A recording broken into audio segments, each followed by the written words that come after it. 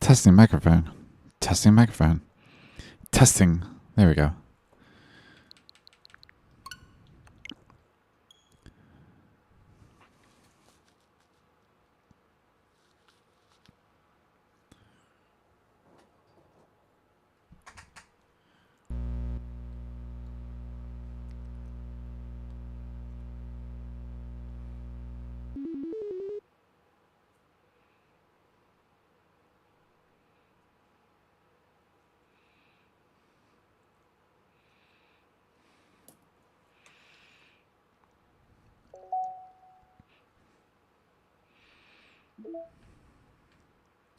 All right, I'm doing reflection part 1.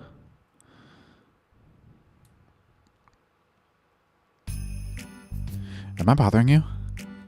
No.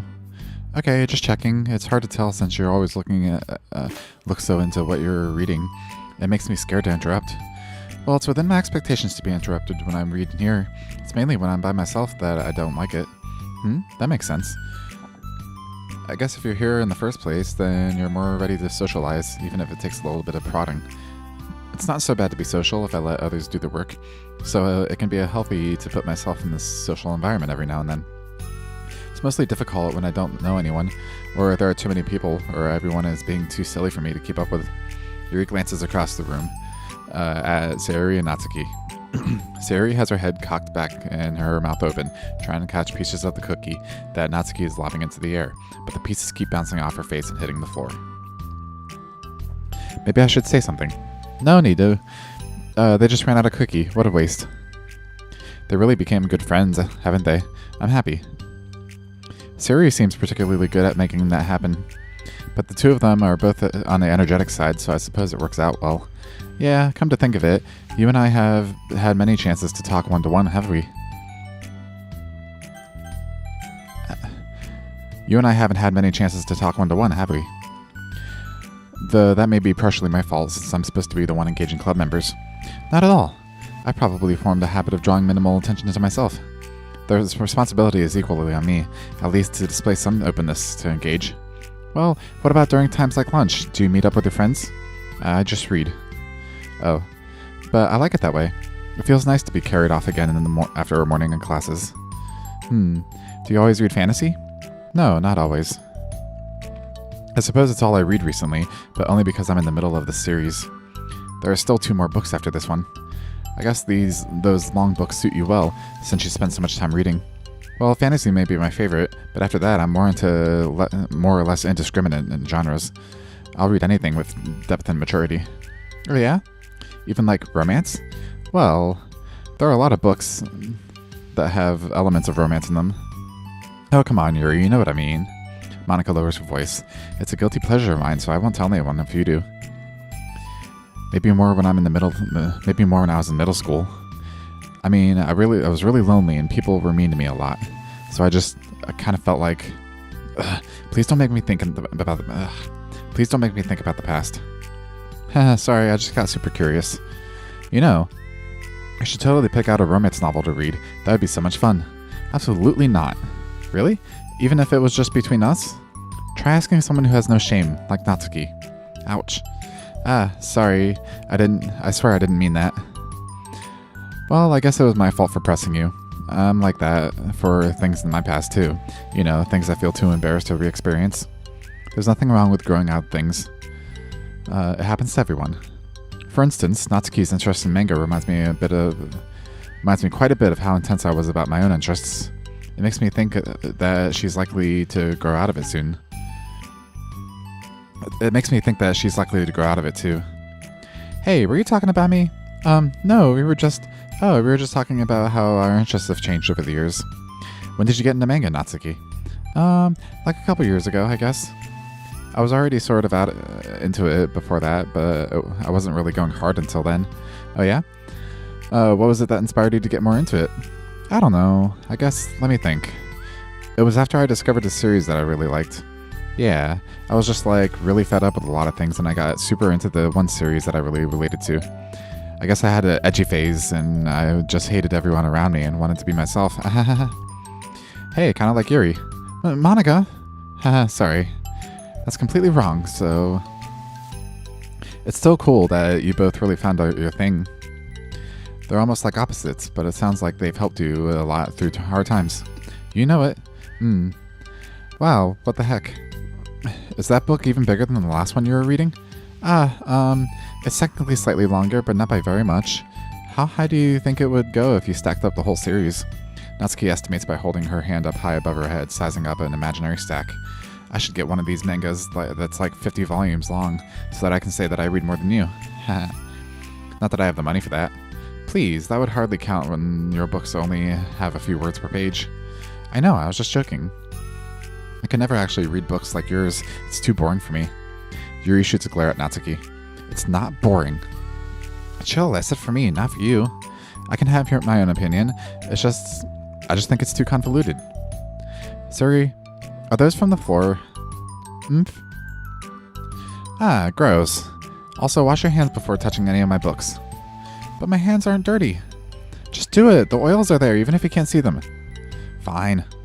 Suri trots out the door. Natsuki follows. Yuri, you look a little upset. What kind of nerve does she have to call my hobby boring? Well, she did correct herself. Hardly. She was so condescending. I don't mind if she thinks it's not for her. I already understand that it's not for everyone.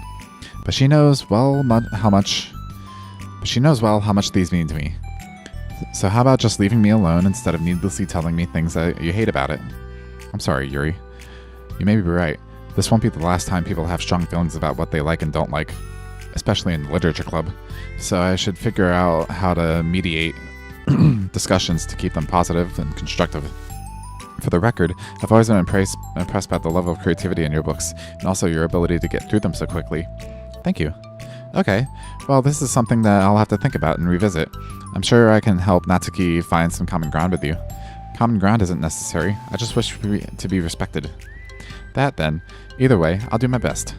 I'm skeptical when it comes to Natsuki. I trust you, Monica, but I'm skeptical.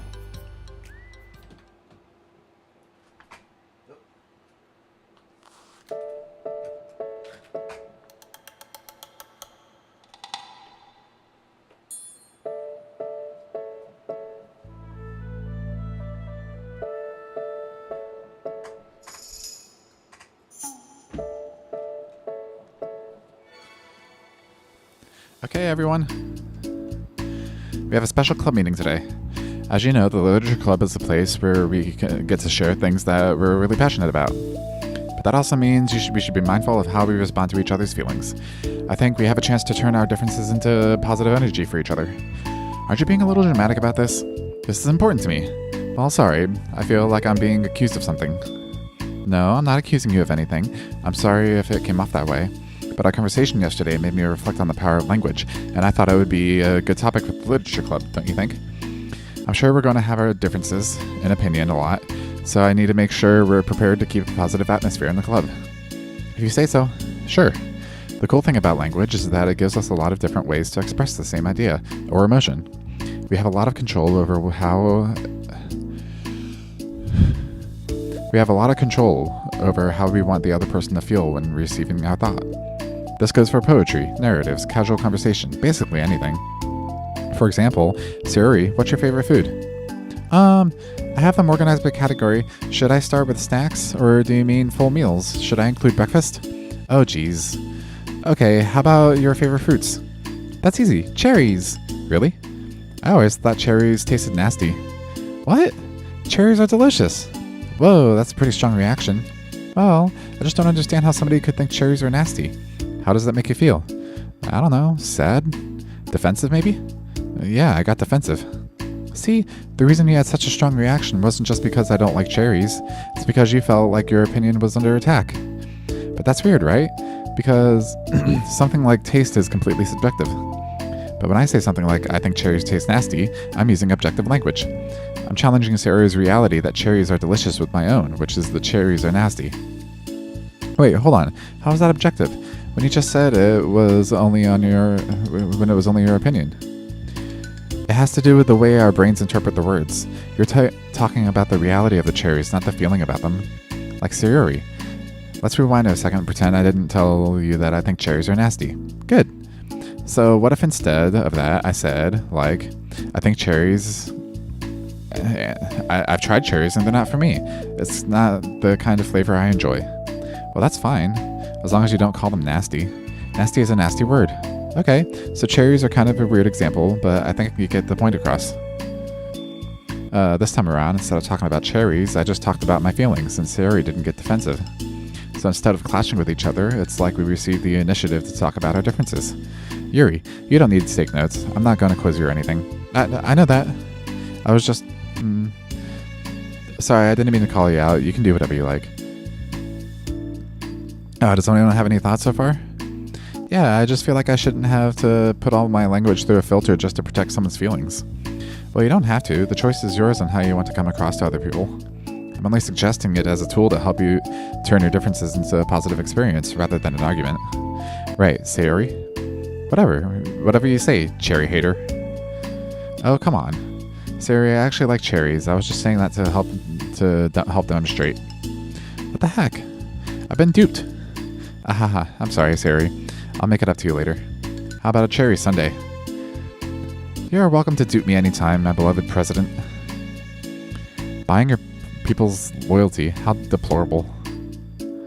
Oh, like you would turn down a free sundae, Yuri. You're certainly a fan of those cupcakes I brought the other week. I was reading and not keeping track of them. Oh, that's enough. We're getting off topic. So now that we have the gist of it, how about we try it with something more relevant to the club? Like manga, right?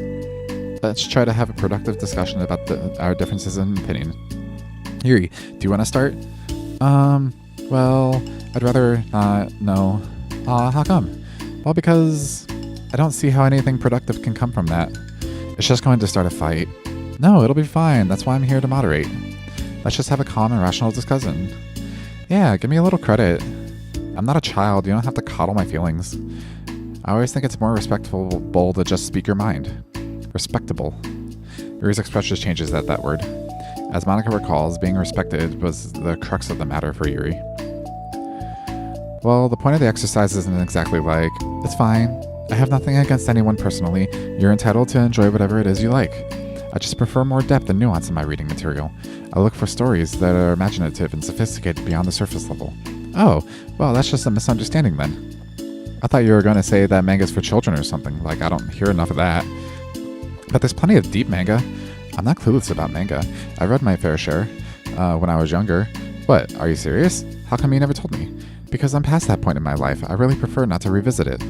I prefer more mature things now. Excuse me? Okay, hold on. Can we jump in here? Can I jump in here? Let's try to keep this subjective. Because if you imply that manga is immature, then aren't you implying that someone is immature for being into it? Well, maybe it's immature to judge people for having different tastes than you. Natsuki, nobody's immature. I've read Natsuki's manga and Yuri's fantasy, and I love them both in their own way. Okay. It's great that you like it, but I'm still finding it boring. Boring isn't subjective. Okay, it bores me, that's subjective. But it means the thing about... This is ridiculous. Do you see why I didn't want to participate in this? I knew it was just going to make people upset. I'm not upset. Like I said, I don't care what other people think. But I always got the impression that you secretly looked down on me. So I'm glad my suspicions were confirmed. That's not true at all. You're making assumptions. You can't blame me for getting defensive when nobody ever has the least bit of respect for the things I'm into. The only thing I look down upon is when people make fun of me just for being myself and trying to mind my own business. What? Have you looked in the mirror? Tell me again about respect after calling all my interests immature. You can't. Please stop. Please. You don't mean the things you're saying right now. Let's just be friends. I didn't mean for this to happen. Well, it did. So please don't invite yourself to try and solve other people's problems next time, okay? Yuri's piercing words send the classroom into a choked silence as she gathers her things. She leaves. Holy crap. I've never heard her sound like that before. She must be so pissed. Well, you weren't very nice either. I was just saying. How did this happen? It's my fault. Yuri wasn't wrong. I shouldn't have tried to moderate the conflict when I know how bad I am at dealing with conflicts. It was a really stupid thing for me to do. It's nobody's fault, and it wasn't stupid. Everyone in the club is a nice person. Nobody would have expected this. But I guess we're sensitive about the things we really love. Honestly, she's kind of brought it upon herself. Like I said, I don't care if you're not into manga, but if you're actually looking down on other people for it, that's kind of the point I was trying to make in the first place. It's not about sugarcoating things, it's about just recognizing and understanding our differences. Okay, but here's the thing about that. Yuri actually looks down on me. It has nothing to do with her word choice or anything like that. So I see what you're trying to do, but I really think that the problem is with her. But I really think the problem here is her, not just like the way we talk to each other, right? I mean, Yuri isn't like that. She's a lot sweeter than you're giving her credit for. I'm sure she'll be reflecting on this. I actually think everyone should. It'll be fine. I'll figure something out. Wow, I'm just like saying that instinctively. I'm just setting myself up to cause more problems. This wasn't your fault, Monica. You don't have to beat yourself up over it. If you ask me, it's good that the truth finally came out. Because I can just move on now. But, it's fine, I promise. Let's just get our minds off this, okay? In fact, it's a good opportunity to read some manga without having to worry about feeding Yuri's superiority complex. Don't be mean. I'll talk or read manga or whatever you want, but don't be mean to my friends, okay? Sorry. I'm just bitter. Everything will be okay. I mean, I don't have the answers, but I at least know that we're all good people and don't want to hurt each other. This will be a learning experience. Monica says that, but her uneasiness is given away by how much she has to force the reassuring tone in her voice. This was bound to happen eventually. Natsuki and Yuri have always engaged with each other in the least amount of anyone, and this is the reason. As Sayori and Natsuki proceed to distract themselves with manga, Monica sighs to herself, unable to shake her worried thoughts. Will the club really have to just come to terms with the fact that some members will be incompatible with each other? Monica desperately doesn't want to admit that. She knows how Sayori doesn't either. But for once, a solution doesn't seem to be in sight.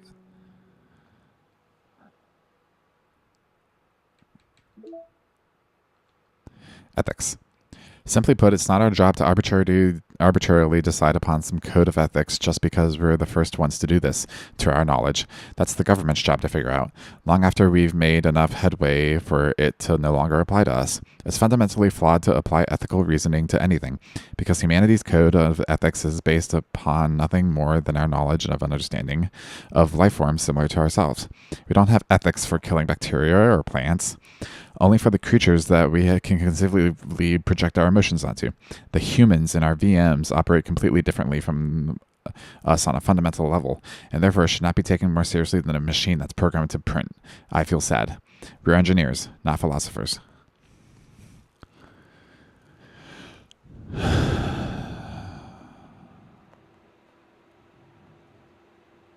Why are these going backwards?